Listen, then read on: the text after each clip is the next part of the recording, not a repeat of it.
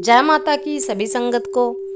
तो आज चर्चा करने वाली हूँ मैं बहुत ही कॉमन टॉपिक के ऊपर, यानी कि जो लोग मंत्र जाप करते हैं, जो किसी भी शक्ति की सेवा पूजा करते हैं और वो जानना चाहते हैं कि क्या ये दिव्य शक्ति हमारे साथ है और कैसे हम पता करें कि दिव्य शक्ति किस प्रकार से हमारी सहायता करती है, प्रत्यक्ष या अप्रत्यक्ष रूप से। कई लोग कहते हैं ना, हमने जी गुरु धारण भी कर लिया है, हम वैसे ही अपने मन से, जैसे श्री दुर्गा सप्तशती का कोई मंत्र हमने कर लिया और अर्गला स्त्रोत के हमने मंत्र कर लिए, या किसी वेद पुराण से कोई मंत्र हमें मिला या फिर हमारे किसी बड़े बुजुर्ग ने दिया, हमें इनका कोई फायदा नहीं मिलता, यानी कि हमारे कष्ट जो है कम ही नहीं होते।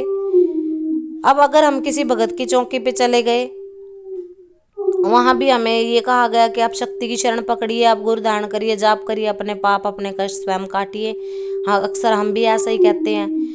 और उसके बाद भी हमने जाप किया और हमें फ़ायदा ही नहीं मिला, हमें तो पैसे नहीं मिले, अंधन नहीं मिला, यानी कि हमारी जो समस्या है जस की तस बनी हुई है, यानी हमें मंत्रों का कोई फ़ायदा नहीं मिला। दिव्य शक्ति जो है होती ही नहीं है, ये केवल एक कल्पना मात्र है कि भगवान होते हैं, शक्तियाँ होती हैं।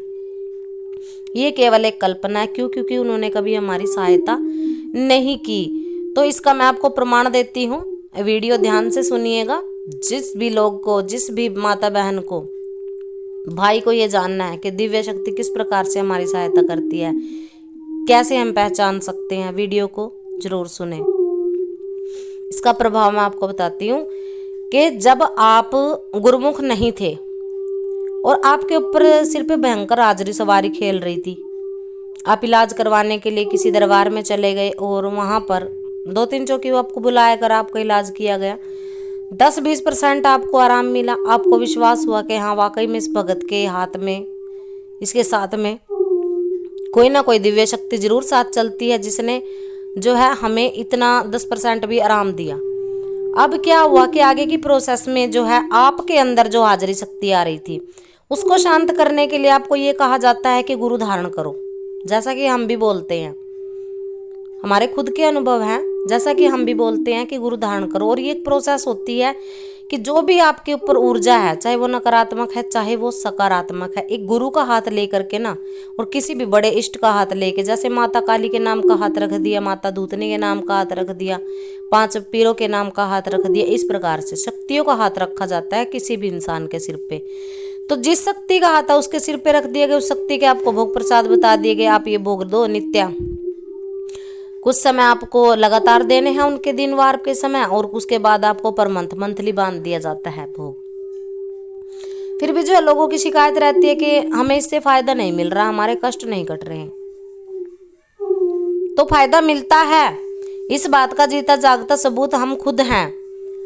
अपने पिछले दिनों में देखिए, जब आपने 41 दिन की जोत कर ली, 21 दिन की जोत कर ली, और उसके बाद भी आपको ये लग रहा है कि हमने तो जोत कर ली, हमने तो हवन कीर्तन करवा दिया, अब तो हमें झट से बस धन मिले, अब तो हमें फायदा मिले, जो लोग हमारे दरबार आए कोई खाली ही ना जाए, बस अब तो हमारी शक्ति एक प्रचंड जो पावर होती है, हम फूंक मारे और इंसान का काम हो जाए, इस तरह से काम करे। ये क्या होता है? ये इच्छाएं होती है इंसान की,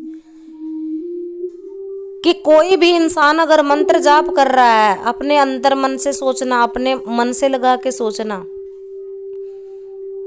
जब आप जाप शुरू करते हो, क्या आप ये नहीं कहते, हे देवी माँ, मैं आपके नाम का मंत्र जाप कर रहा हूँ या कर रही हूँ, मेरे परिवार को खुश रखना, हमारे घर की हारी बीमारी बाहर निकालो, हमारे घर की दुख दरिद्रता को बाहर निकालो, हमारे रुके हुए काम चलाओ, हमारे घर पे अगर कोई क्रिया करता है उसको काटो।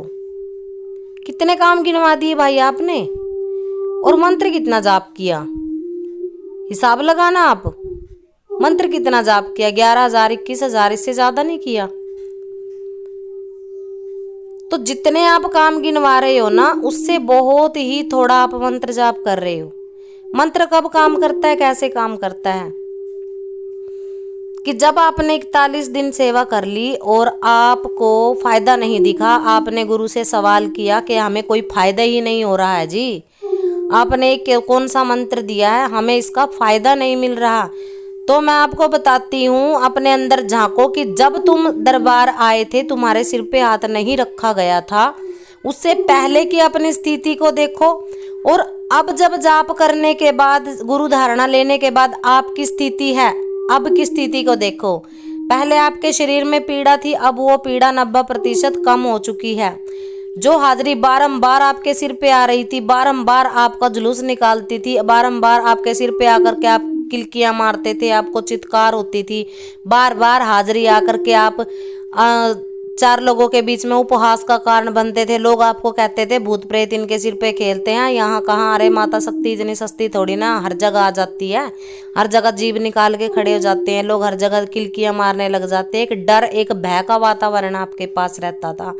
आप बिल्कुल कमजोर थे, यानी कि आपके पास कुछ भी नहीं था। पर गुरु धारणा के बाद, मंत्र जाप के बाद, सेवा के बाद आपके पास आज एक गुरु मंत्र है जिसको आप सिद्ध कर चुके हो।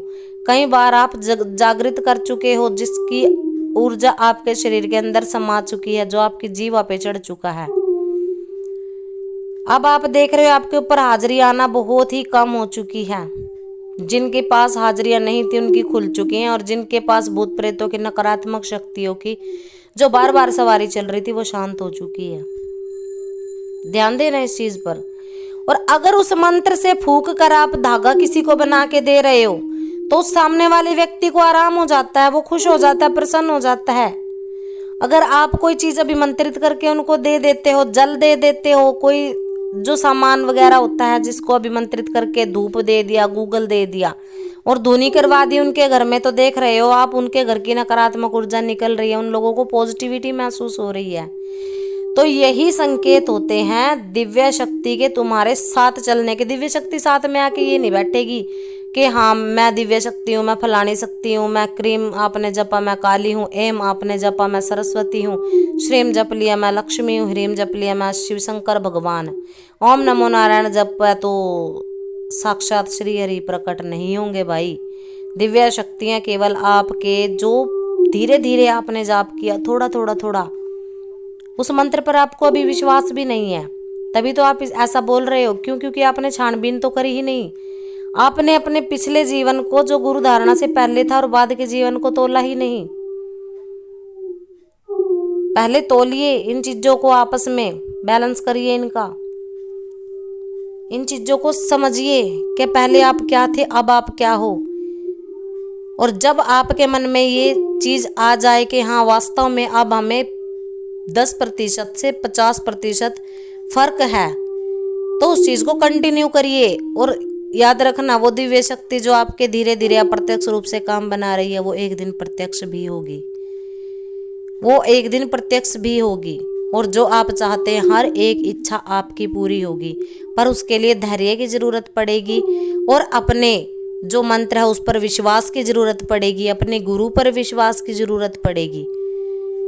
अपने जो कर्म हैं, जो प्रारब्ध हैं, उनको काटिए, क्योंकि प्रभु भी यही चाहते हैं। आपको ज़्यादा दुख इसलिए देते हैं कि आपका जल्दी से जल्दी जो बुरा समय है, जो बुरे कर्म हैं वो कट जाएं और अच्छे कर्म आपका साथ दें। तो आशा करते हैं जानकारी अच्छी लगी होगी सभी को।